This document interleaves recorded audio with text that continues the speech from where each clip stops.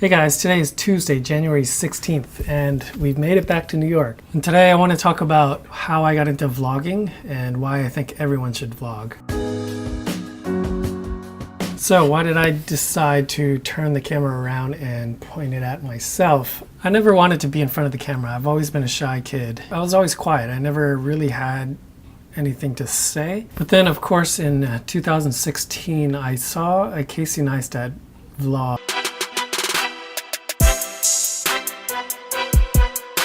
This 15-minute video of this guy skating around New York City running errands, and then I was like, what did I just watch? It was just like a kind of like a day in the life of. I was like, why is this content so compelling? It didn't seem like there was any like specific storyline or anything other than, you know, this guy getting his leather jacket fixed or repaired or something. So I kept watching more and more, and then I saw in the linked video on the side, somebody had taken, okay, so the video itself, it looks like amateur video, but he's creating a storyline that you don't even realize it's happening. So he has like an introduction, like a time lapse or a drone shot, and then he kind of goes around the city somewhere on his boosted board, and then he would come back to his studio or something and then tell like a short little 2-minute or 30-second life lesson. And so somebody had compiled all those little life lessons from all of his videos into one like 30-40 minute video. Oh, this is his catch. That's I think one of the key differences between him, and that's, I mean, obviously why he is where he is, and other people who copy him. Other people copy the other elements, you know, not the life lesson, which is compelling because it comes from a place of authenticity. If you've watched him long enough or you know who he is or his life, he's basically, through the life lessons that he's learned, it's those things. It's not just random things that he's grabbing out of the air where it doesn't feel authentic. So anyway, that's what was kind of compelling. And so I was listening to them and I was like, yeah, I've learned that lesson myself. Yeah, and that one too. And just by virtue of living, you know, over 30 years. And so then that was the turning point where I was like, oh, maybe I do have something to say.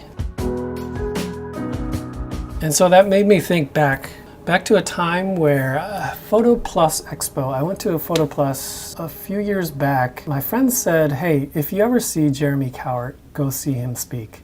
And turns out like a month or two later, Photo Plus, I'm there. Sure enough, there was Jeremy Cowart. So I signed up, went to see him, and it was the most mind-blowing talk I've ever seen. Jeremy Cowart's a photographer who just, man, his life just inspires you as an artist, as a creative. It's amazing what he's done and what he is continuing to do. He kind of talked about legacy. He's a well-known photographer. He's a big photographer. He shoots, you know, musicians, celebrities. He's up there. People kind of look up to him because of that. During his talk, he was kind of sharing some of that work as well, but then he got to his like personal work and the earthquakes in Haiti. He went down there and shot a portrait project of people just trying to recover, and that was amazing. And another one he did was in Rwanda. He worked with a nonprofit organization where, you know, the whole genocide of Rwanda basically was two ethnic groups. Basically, one was trying to just eliminate the other group. I don't know the exact figures, but it's just mind-blowing how much killing was done. I mean, it was a genocide. So anyway, there's a nonprofit group. They look to reconcile people from the two different tribes. So what Jeremy Cowart was doing, he went there and took portraits of these people who were reconciled between the two different ethnic groups. And so like he's telling the story, and you know, up on the wall is like projected of two young people, two young guys, just like arm in arm, like smiling. They looked like they're best of friends. But then Jeremy continues to tell the story of like the guy on the left killed the guy's family on the right by drowning them in the lake that they're standing in front of. And it's like, oh my gosh. And like, this is the kind of stuff that makes an impact. This is the stuff that really, I mean, really moves the soul. So he said, if you Google your grandparents, you're not really gonna find anything. if you Google your parents, you might find, a few things. But then if you Google you, you're going to find all your tweets, all your Facebook posts, all your Instagram stories, all of that's being recorded. So your kids, your grandkids, your great-grandkids are one day going to be able to look back and see what kind of life you lived.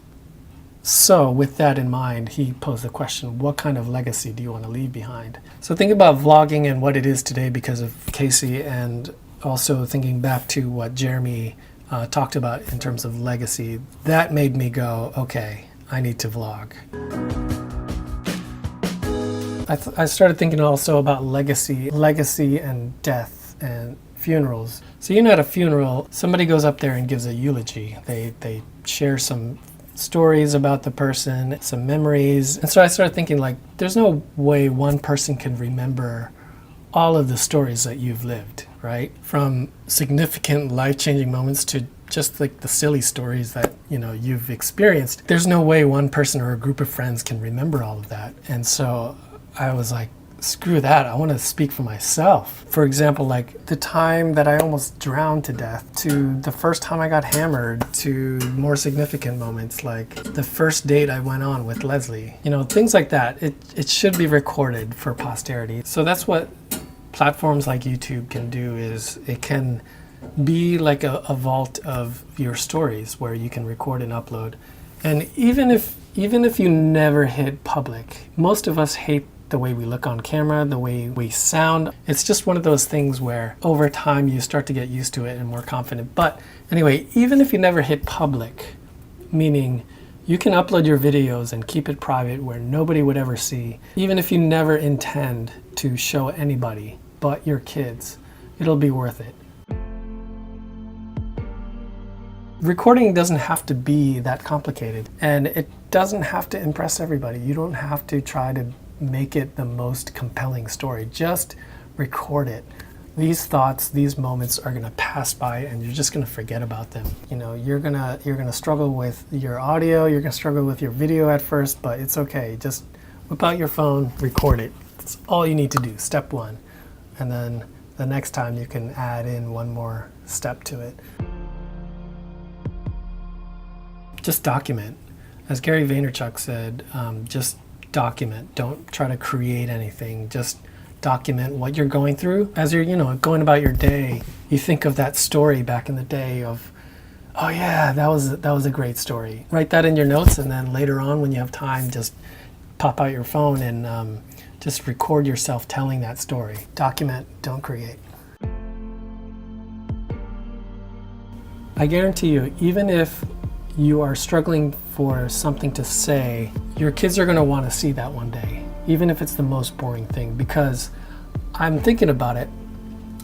I would love to see what my dad was going through at my age that I am now, as he was trying to figure out life with a family of 4 and, with like hardly any money, and just to think of his thought process, like just to hear that, to see that would be amazing. So that's why I'm doing it, is because one day my daughter and other kids, if we have them, and great-grandkids, they're going to be able to see that one day. And how precious is that?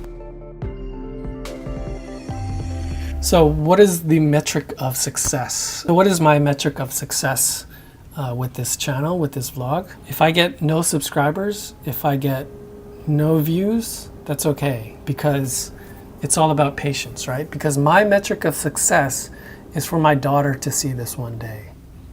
And so if that's the case, she's still got plenty of growing to do. So even if my videos are remaining at 0 views, if my subscriber count remains at hopefully 1 because of Leslie, then it's a success, because I'm not looking for validation from other people. My validation comes from this gift that I want to give to my kids.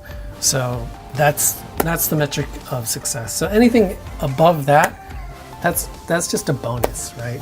So because of those reasons, I'm out. So because of those reasons, I think everyone should vlog. So that's it.